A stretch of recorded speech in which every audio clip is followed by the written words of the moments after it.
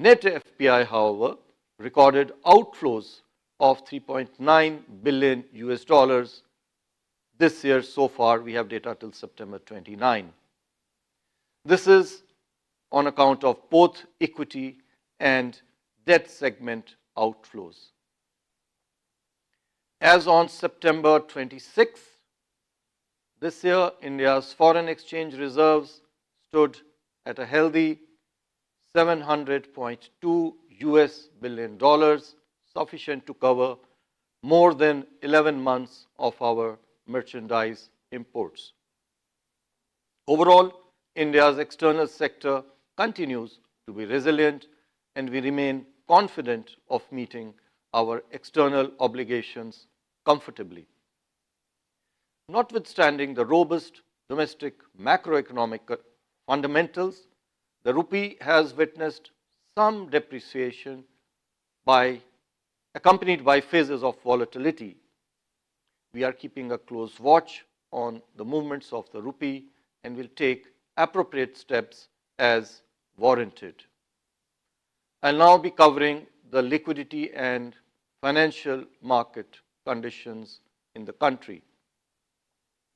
System liquidity, as measured by the net position under the LAF, stood at an average daily surplus of 2.1 lakh crore rupees since the last MPC meeting in August. Going ahead, the drawing down of government cash balance and the remaining 75 basis points cut in the CRR, which was announced earlier in the remaining period of October and November, will aid the banking system liquidity in the near term. Through our two-way operations, we will actively manage liquidity to anchor the short-term rates. Money market rates have been relatively stable amidst comfortable liquidity conditions. During this easing cycle from February till August, for which we have data till now, in response to this 100 basis points cut in the policy repo rate, the weighted average lending rate of scheduled commercial banks moderated by 58 basis points for fresh rupee loans. 71 basis points is on account of the interest rate effect. The moderation for outstanding rupee loans is to the extent of 55 basis points. Similarly, on the deposit side, the weighted average domestic term deposit rate on fresh deposits declined by 106 basis points against the 100 basis points cut, while that on the outstanding deposits softened by 22 basis points over the same period. Transmission of this monetary policy has been broad-based across sectors. Going forward, adequate liquidity in the system and the remaining CRR cuts will further facilitate monetary transmission. I now give my statement on financial stability in the country. The system-level financial parameters related to capital adequacy, liquidity, asset quality, and profitability of the scheduled commercial banks continue to remain healthy. Similarly, the system-level parameters of the NBFCs too are sound, with adequate capital and improved GNPA ratios.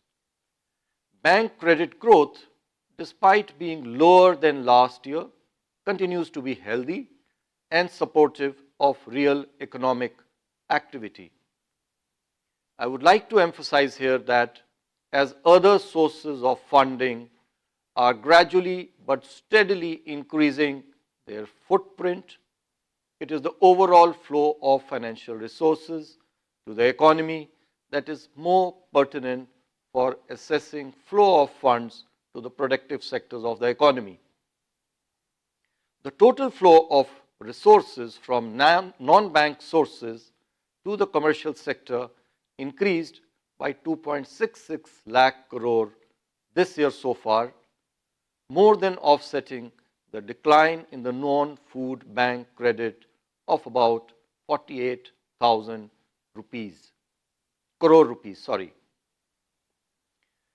I shall now come to the additional measures.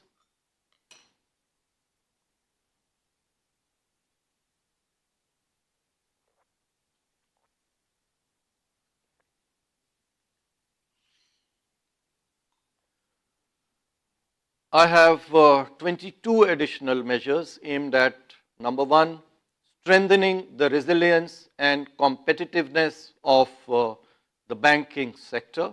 2, improving the flow of credit. 3, promoting ease of doing business.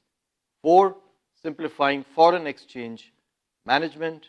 5, enhancing consumer satisfaction. And lastly, internationalization of the Indian rupee. First of all, I have a few measures for strengthening the resilience and competitiveness of the Indian banks.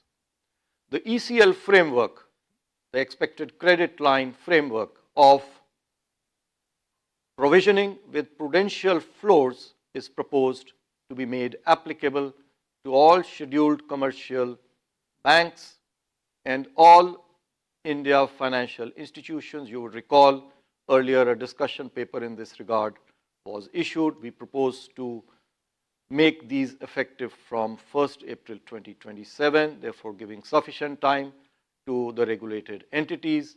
Moreover, there will be a glide path till 2031, so effectively 5 years. This is to smoothen the one-time impact of higher provisioning, if any, on the existing books of some of the banks.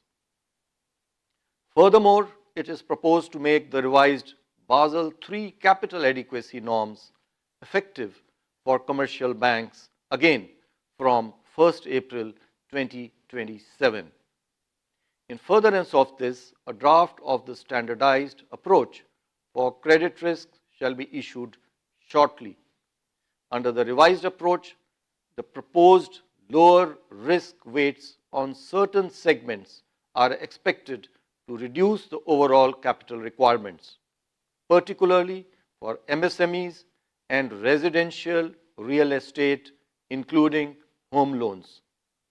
It may be recalled that capital requirements for operational risk have already been finalized in 2023, whereas the capital requirements for market risk under Pillar 1 of the Basel III guidelines are under finalization after receipt of comments from the public. All these measures, we propose to make them effective from 1st April 2027.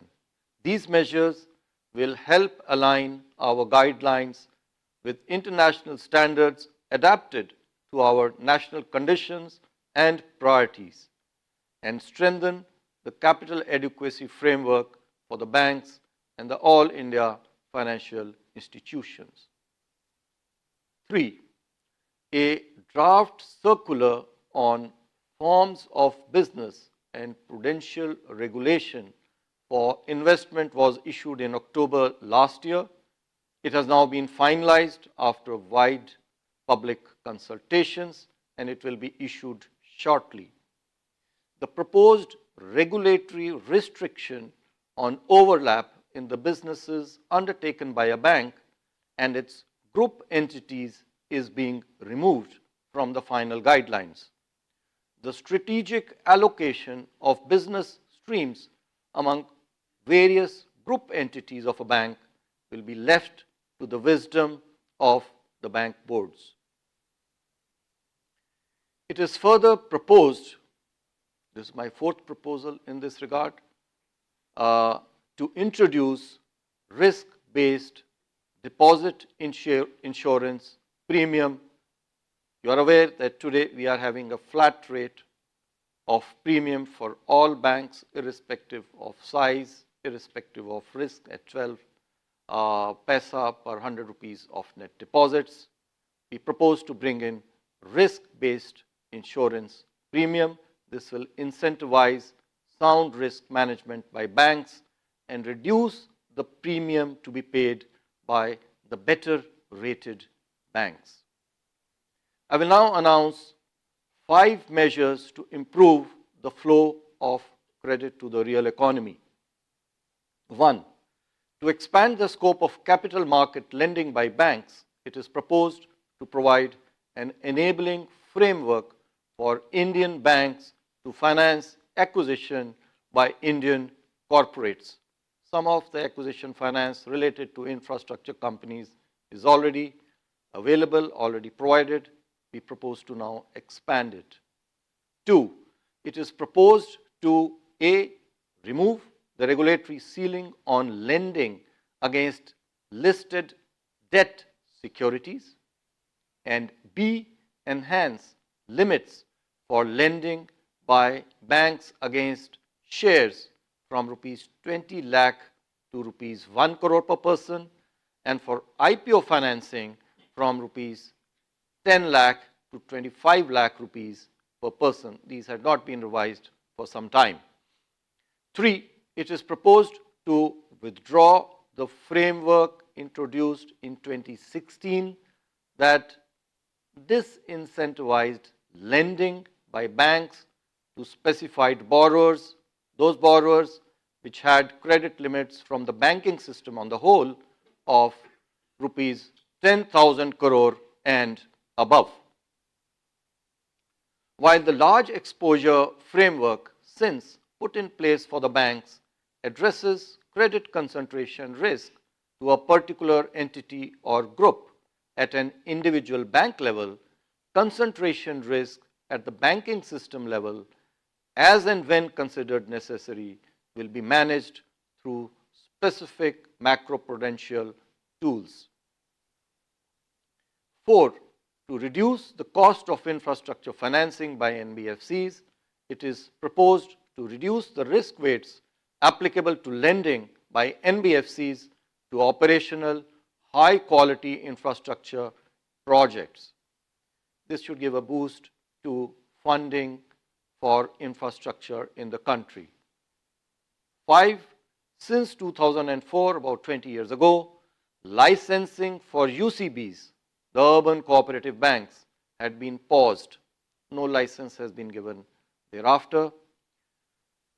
Considering the positive developments in the sector, including legislative amendments in the Banking Regulation Act during the last 2 decades, and in response to the growing demand from the stakeholders, we propose to publish a discussion paper on licensing of new UCBs.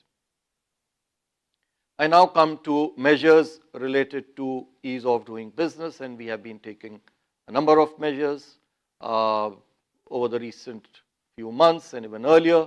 I have 7 announcements to make, including those related to FEMA. First, a large number of circulars and directions totaling about 9,000 have been consolidated. I had earlier announced in this regard, and we have consolidated them subject-wise across 11 different types of regulated entities. Drafts of the same are ready, and they shall be issued shortly for public consultation. They should certainly aid simplification. Second, it is proposed to provide greater flexibility to banks for opening and maintaining transaction accounts of borrowers, that is current accounts, CC and OD accounts. This will particularly help borrowers which are regulated by a financial sector, for example, the NBFCs. Restrictions with regard to collection accounts are also proposed to be withdrawn. The export sector is a vital part of India's economy. To further strengthen the sector and enhance ease of doing business for them, we shall A. Extend the time period for repatriation from foreign currency accounts of Indian exporters in IFSC from 1 month to 3 months. B. Increase the period for forex outlay for merchanting trade transactions from 4 months to 6 months. And C, simplify the process of reconciliation of outstanding entries related to exports and imports in the respective reporting portals, the EDPMD and the IDPMS. Sixth, and these relate to FEMA, again, key provisions relating to eligible borrowers, recognized lenders, limits on borrowing, cost of borrowing, end use and reporting, etc. in the ECB regulations issued under FEMA are proposed to be rationalized. Seventh, it is proposed to rationalize FEMA regulations regarding non-residents establishing their business presence in India. I shall now state 3 consumer-centric proposals. 1.